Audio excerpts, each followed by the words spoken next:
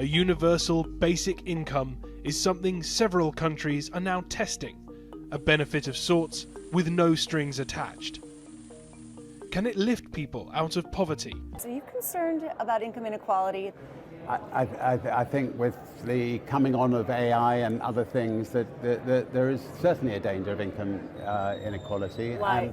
Artificial intelligence, why? Because it What is the amount of jobs it's going to take away and so on. and that's coming. You think that's going to happen? There's no question it will. So we've got to come up with ways of, creating new jobs. But I think a basic minimum earning. What our present system does so inefficiently and inhumanely.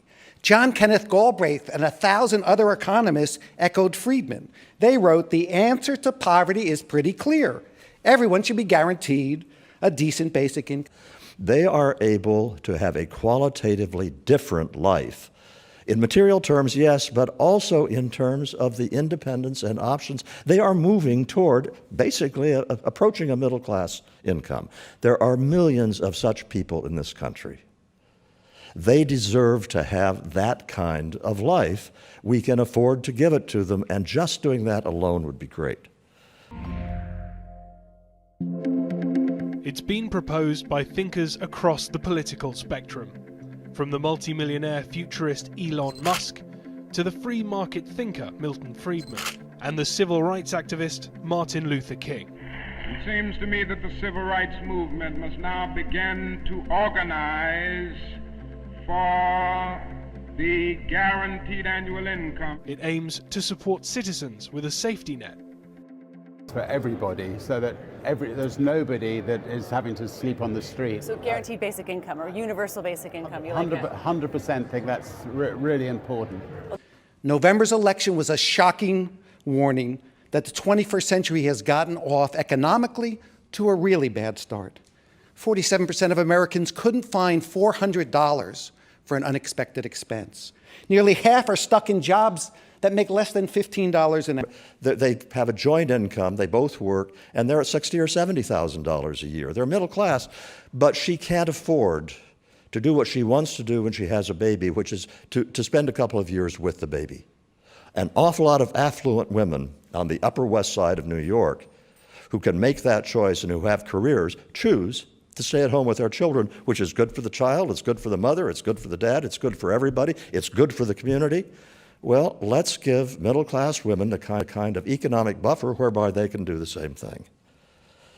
In all of these ways, we have possibilities with the universal basic income of augmenting incomes by dollar amounts, yes, but what we are really augmenting is options. We are augmenting dignity, we are augmenting independence. A basic income can allow people to become more creative and even start new businesses. There are hopes it could boost economies. According to one study by the Roosevelt Institute, a basic income of $1,000 a month could actually increase the US economy by 12%. And there's evidence to suggest that basic income can reduce stress levels. Whereas politicians used to think that's ridiculous, that's whatever. And now it's $80,000 a year are going to be impacted. Oxford University, 47% of all American jobs will be lost. McKinsey, 45% of all tasks can be automated. And add to this chorus of disruptive technology the voices of the World Bank, the ILO, Joe Stiglitz, Elon Musk, Robert Reich, and Robin Chase. The first major disruption may actually be self-driving trucks, the largest job in 29 states, employing over 7 million people. And now it's actually something serious that people all over the world are looking at, like countries like Finland and Canada. According to government statistics, that $12,000 ends poverty for the first time for 43 million people. It would allow entrepreneurs to start a business, women to escape domestic violence, or finally be compensated for their caregiving jobs. Workers could be retrained or not accept poorly paid or irregularly scheduled work. Students could pay for books and fees while prisoners could survive once released.